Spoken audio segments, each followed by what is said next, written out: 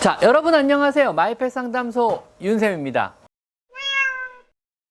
유산균 어떤 걸 먹여야 하나요? 라는 질문을 정말 많이 받는데요.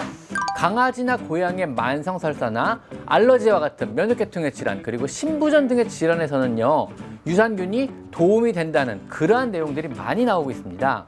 유산균 제제 효과는요, 실제로 입증하는데 생각보다 힘든 경우가 많습니다.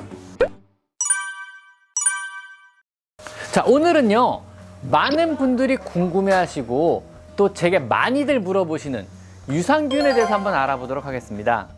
유산균 어떤 걸 먹여야 하나요? 라는 질문을 정말 많이 받는데요. 사실 정상적인 건강한 장 상태를 가진 강아지나 고양이는요, 유산균이 굳이 필요 없다고 저는 개인적으로 생각합니다. 이미 건강한 여러 장내 유익균, 우리가 일명 정상세균총이라고 부르는 유익균들이 이미 장내에 튼튼히 자리를 잘 잡고 활동 중이기 때문에 그냥 좋은 사료를 먹이던 대로 잘 먹이면서 잘 키우시면 됩니다. 추가적으로 유산균 제제는 필요가 없으십니다. 하지만은요, 강아지든 고양이든 나이가 들던가 질병 등으로 인해 장의 건강 상태가 안 좋아지고요, 또 알러지나 이런 면역계통의 질환이 생긴다면은요, 또 오랜 항생제 등의 투약으로 장내 정상세균총의 변화가 생긴다면은요, 이때는 유산균의 도움이 필요할 수도 있습니다. 실제 여러 연구 결과에서도요, 강아지나 고양이의 만성설사나 알러지와 같은 면역계통의 질환, 그리고 신부전 등의 질환에서는요, 유산균이 도움이 된다는 그러한 내용들이 많이 나오고 있습니다. 우리의 장내 미생물들이 하는 이런 일들은요, 우리의 생각보다 굉장히 다양한데요. 장 내에서 미생물이 생장하면서 요소 질소를 소모하여 신장의 대사 기능을 돕고요, 몸 전체의 면역 기능에 관여하기도 하며 단백질의 소화 흡수를 도와 영양분의 흡수를 높이고 음식물에 대한 알러지를 줄여주는 등 수많은 대사에 관여하여 우리 몸을 건강하게 유지시키는 역할을 합니다. 엔테로코쿠스나 락토바실루스, 비피도박테리움 등 수많은 유산균들이 이러한 과정을 담당하고 있고요, 실제로 고양이들의 장 건강에 많은 도움을 줍니다.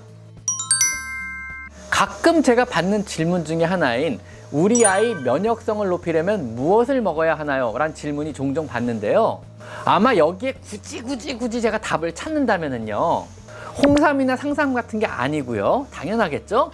유산균이 아닐까라고 생각을 하긴 합니다. 실제로 면역성에 직접적으로 강의하는 것은 유산균이니까요. 자, 그럼 어떤 유산균을 먹여야 하는 걸까요? 우선 프리바이오틱스와 프로바이오틱스의 개념을 알아야 하는데요. 프로바이오틱스는요, 쉽게 말해서 지금까지 제가 설명한 유산균이 바로 프로바이오틱스입니다. 살아있는 균을 캡슐이든 동결 건조 형태 등으로 만들어 살아서 장까지 가게 해서 거기에 정착해서 잘 살게 해주는 그러한 종류의 유산균 제제를 통칭합니다. 하지만은요, 실제로 살아서 장까지 가는지 우리는 잘 몰라요. 혹 살아서 장까지 간다면은요, 얼마나 가는지도 사실은 잘 모릅니다. 한 10,000분의 1? 아니면 100,000분의 1이라도 도착할지, 아니면 모두 죽어서 도착할지 우리는 전혀 알지를 못합니다. 그래서 여러분이 유산균을 먹어도 효과가 없는 거고요. 그래서 많은 분들이 아직도 제게 유산균 어떤 걸 먹어야 하냐며 질문을 하고 다니시는 겁니다. 이것저것 바꿔가면서 먹여봤는데 별다른 효과를 못 보신 거죠. 실제 우리 강아지, 고양이에게 도움이 되는 유산균의 균주를 찾고 그것을 안정적으로 배양해서 기르고 또 이것을 보관과 이동이 용이한 형태로 만들고 포장을 하고 또 이 일부는 살아있을지도 모르는 균주들을 자외선에서 또 타액에서 또 위산에서 살아남게 해서 장까지 들어가게 하는 이 모든 기술들은요, 생각보다 아주 어렵습니다. 또한 각각의 고양이나 강아지마다 필요한 또 도움이 될 수도 있는 그러한 유산균의 종류는 다르므로 살아 들어간 유산균이 실제로 도움이 된다고도 꼭 볼 수만은 없습니다. 그래서 사람의 유산균 제제가 강아지나 고양이에게 그리 큰 도움이 되지 않는 것입니다. 심지어 우리나라보다 10배, 아니 100배는 동물용 유산균 제제가 많이 나오는 미국에서조차도요, 그 상품화된 유산균의 효과가 논문으로 검증되어 처방이 되는 유산균 제제는 3가지 정도밖에 없을 정도로 유산균 제제의 실 효과는 의문스러운 경우가 많습니다. 이게 거의 살아서 장까지 잘 안 가거든요. 미국에서도 논문으로 효과가 인증이 되어 주로 수의사에 의해서 처방되는 유산균 제제는요, 베네박, 포티플로라, 프로바이어블 DC 이 정도밖에 없고요. 국내에서는 아마 베플러스사의 프로맥스 정도가 유산균으로서 어떤 임상적인 효과가 있을 수도 있는 그러한 제품이 아닐까 개인적으로 생각합니다.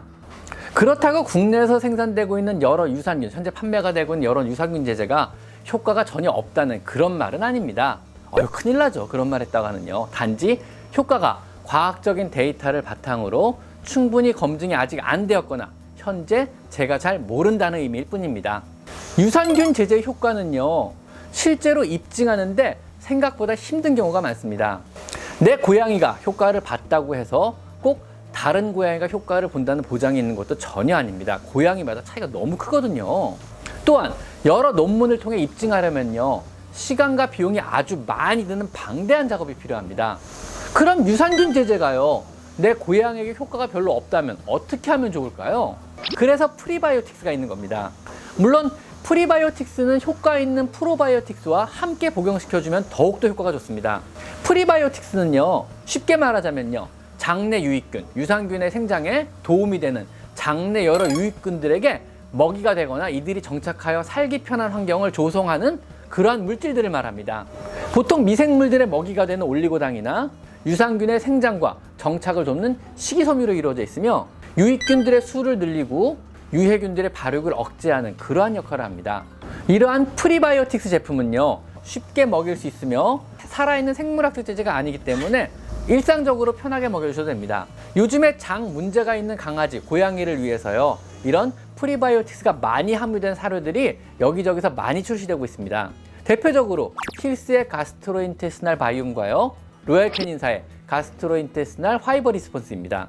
일종의 영양제 형태로도요, 많은 프리바이오틱스 제제가 나오고 있으니 먹이기 편하고 적합한 형태의 프리바이오틱스를요, 같이 복용시켜 주시면은요, 분명히 도움이 될 수도 있습니다.